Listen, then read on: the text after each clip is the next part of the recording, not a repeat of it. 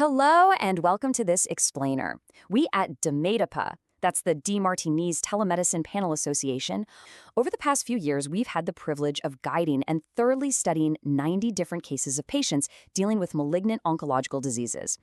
Our main goal here is to provide real professional support to you, the general practitioner.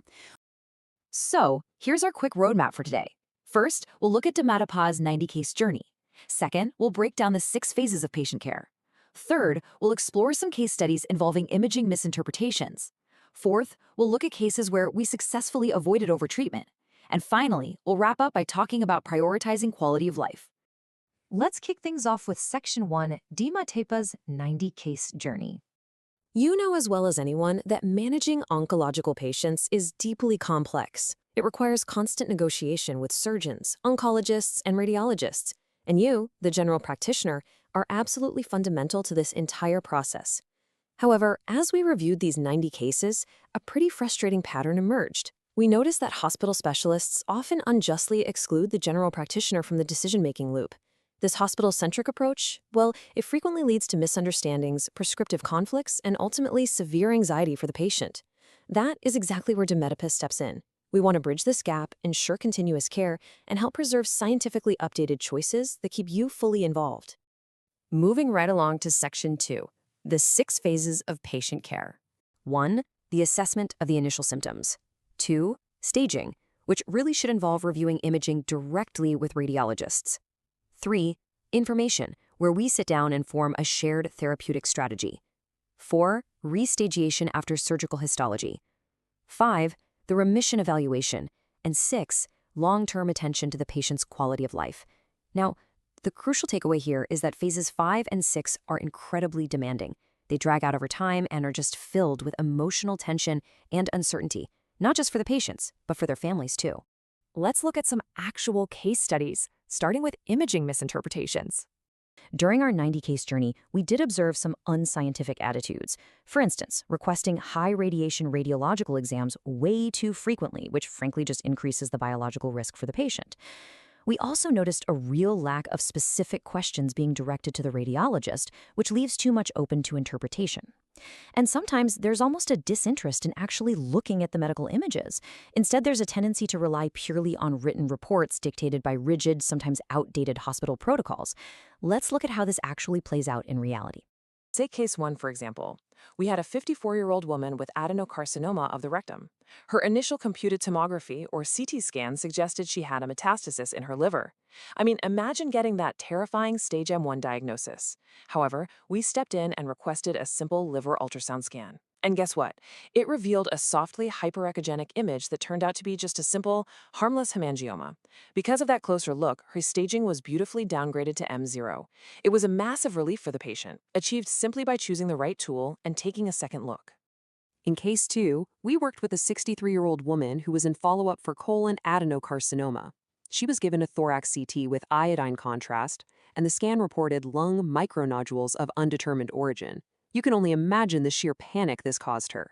But upon a closer, collaborative inspection of those images, we determined that these so-called nodules were actually merely a thick vascular texture. They were completely harmless. It just goes to show how contrast media and high-energy scans can sometimes be incredibly misleading and create totally unnecessary anxiety. Case studies focused on avoiding overtreatment. In oncology, there is often this intense rush to apply aggressive adjuvant therapies based on mere suspicion. Look at case 3. We had a 65-year-old woman who underwent surgical excision of a thymoma. Post-surgery, the histological tests suppose that there might be some residual disease left behind. Naturally, standard protocols often push for immediate adjuvant radiotherapy in this scenario.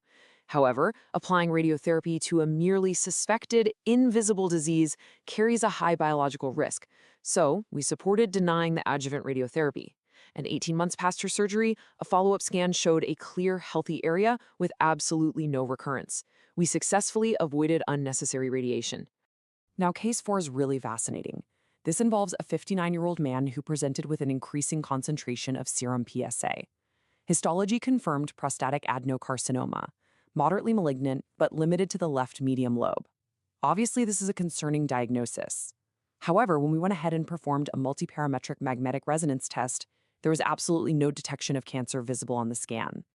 Despite the clear scan, the urologist was aggressively recommending either a robot-guided radical prostatectomy or external radiotherapy.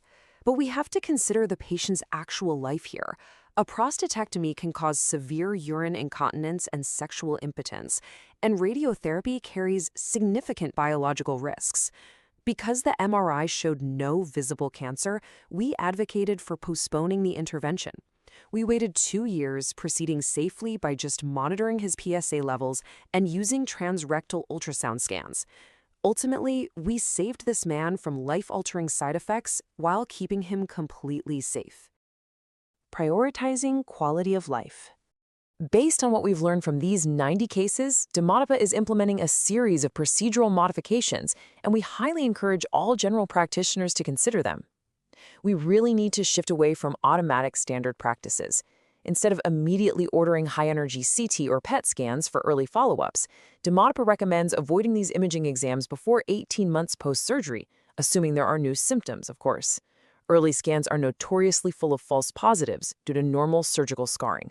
Furthermore, we should prioritize ultrasounds and MRIs, preferably without contrast, to significantly reduce biological risks and radiation exposure.